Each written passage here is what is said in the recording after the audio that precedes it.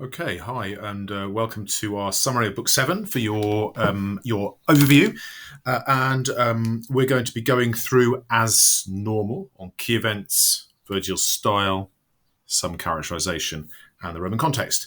So to start with, we have the idea of the key events, which you can see in a visual form down the bottom, if you can guess what they are. So the first one, which is on the left, is Aeneas' arrival, which heralds a kind of optimism for everybody, both Trojan and Latin. The middle one is Juno's intervention, who sends Alecto, the bringer of griefs, to release furor in Turnus and Amata. And then the third area is the death of the pet stag, which unleashes this desire for revenge amongst the Latins, and they all come together in a great kind of list of armies, which is a copy of the Homeric list of Greek forces from Book 2 of the Iliad. So there's our kind of overview of the three things, and I'm just going to pick through on each of those. So lines 1 to 286. Why is it that Aeneas is seen as such an ideal match for Lavinia, given that he's a stranger?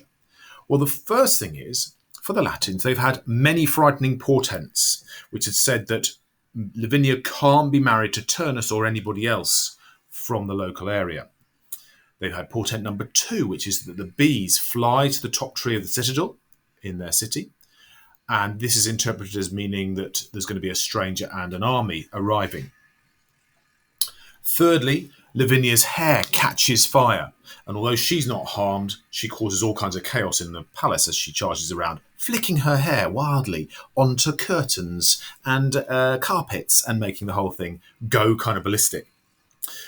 And then there's a prophecy as well. Latinus, troubled by all this, wanders off into the woods, goes to the forest and asks the oracle what he should do. And the oracle says, do not seek to join your daughter in marriage to a Latin.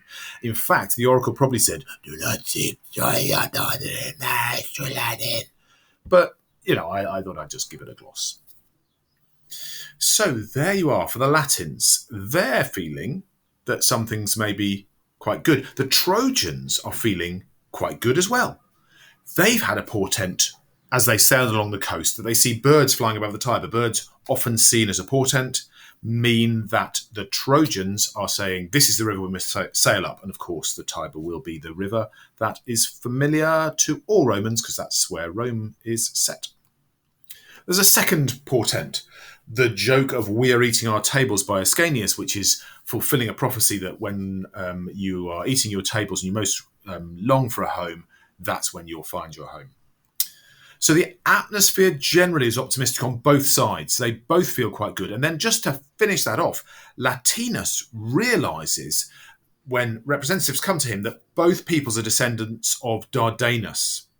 And so he says, this Aeneas is the man the fates demand. And he sends horses to the Trojans to show that he's kind of on their side. So there's the first part of this, key events. Line 286 to 475. Is where things twist around a bit. Juno releases Alecto, the bringer of griefs, or as you now know her as the bringer of griefs. And she turns Amata and Turnus mad and angry. So Amata's the first one, described as raged in a wild frenzy like a spinning top. Turnus, in a frenzy of rage, he roared for his armour. That frenzy is that idea of anger that's out of control, which we know of as furor. So that's the second part of the key events. And then the third one is the death of the pet stag. Or for vegetarians, the visit of the pet stag to a lovely garden where it lives a long way away, although we can't visit it anymore. And then as a result of the death of the pet stag / visit of the pet stag gardens, can't visit, blah, blah, is the arrival of the warriors of Latium, and then we get this atmosphere of revenge. So we go from optimism into furor into revenge, and that's the key events of Book 7. What kind of style or narrative techniques could we pick out from Book 7? Well, for me, the critical one we're going to look at here is the escalation of the war, the way in which Virgil uses a whole book stylistically rather than just a small passage. The whole of the centre of Book 7 gradually escalates the war. So it's a very carefully structured build-up of tension, mirrored, as you will see when we get to Book 10, by the different stages of mourning at Pallas's funeral. And it is good writing to ensure that your tension doesn't go right up to the max straight away and then sit there, but it gradually builds. And this is what's happening with Virgil's style in Book 7. Alecto is summoned. Okay, so we've got a bit of a concern. Alecto's going to do something bad. A martyr draws away the women of Latium. They go rushing off madly and like Bacchants into the forest. Turnus puts on his armour, but that doesn't mean there's going to be a war yet. Turnus is raging, but we don't have an army. We don't have two forces. At which point, Virgil uses the pet stag and the personification of war as his way into creating war. Why do all the ordinary Latins want to go to war? Because they feel offended that the pet stag's being killed, the pet stag who was looked after by Silvia, who is the daughter of the herdsman.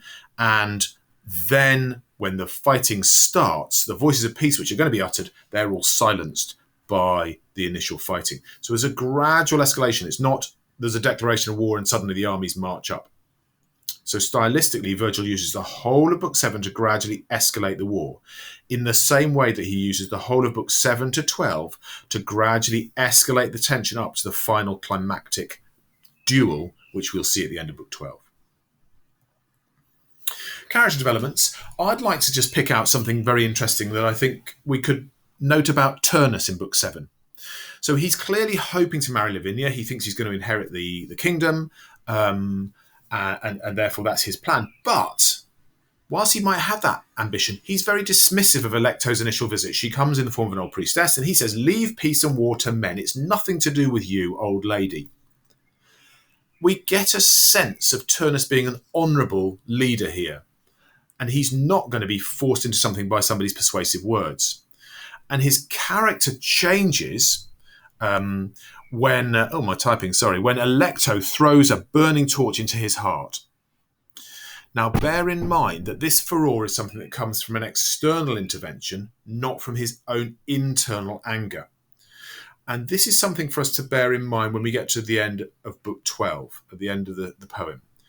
Turnus becomes quite humble when he's abandoned by the gods, and he almost returns to his normal state. We almost get a sense that this moment in Book 7 is when he's turned into madness, and at the end of Book 12 he kind of flips out of it again, and actually he returns to a normal state. He's humble enough to say at the end of Book 12, "I have brought this on myself." It's quite a striking thing. So Turnus's character is in a way twisted by the intervention of the gods, in the same way that maybe Dido was pressed into love by the gods. And so we do have some sympathy for these antagonists to Aeneas and to the Trojans. And our links to Roman context. I'd like to pick out the gates of war. Now, in Book 7, and as we shall see in Book 8, Virgil starts bringing in features from the mythical past that are going to be very, very familiar to a Roman reader. So as we have the description of what's going on, a Roman reader would say, "Oh, yes, I recognise that. I know that. Yeah, we know that." And this, lines 601 to 623, Virgil's talking about the gates of war, which are on the Temple of Janus in Rome. And there's even a little picture here of the doors on the coin that's on the right-hand side. In Rome, the doors are open when Rome's at war and closed when Rome is at peace. And Augustus's reign is only the third time in Roman history that the gates are being closed. So it's quite a significant moment.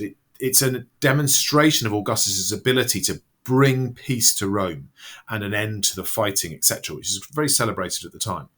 So this reference to Juno and Alecto triggering the opening of the gates of war is a reference to something that the Romans would recognise, and they would make that link to the idea of Augustus having brought peace. So there's our Book 7, quick summary, and hopefully that's given you a little bit of a sense. Book 7 is a shift of focus, a move towards the Iliadic section of the story, and starts us off on the direction of the war.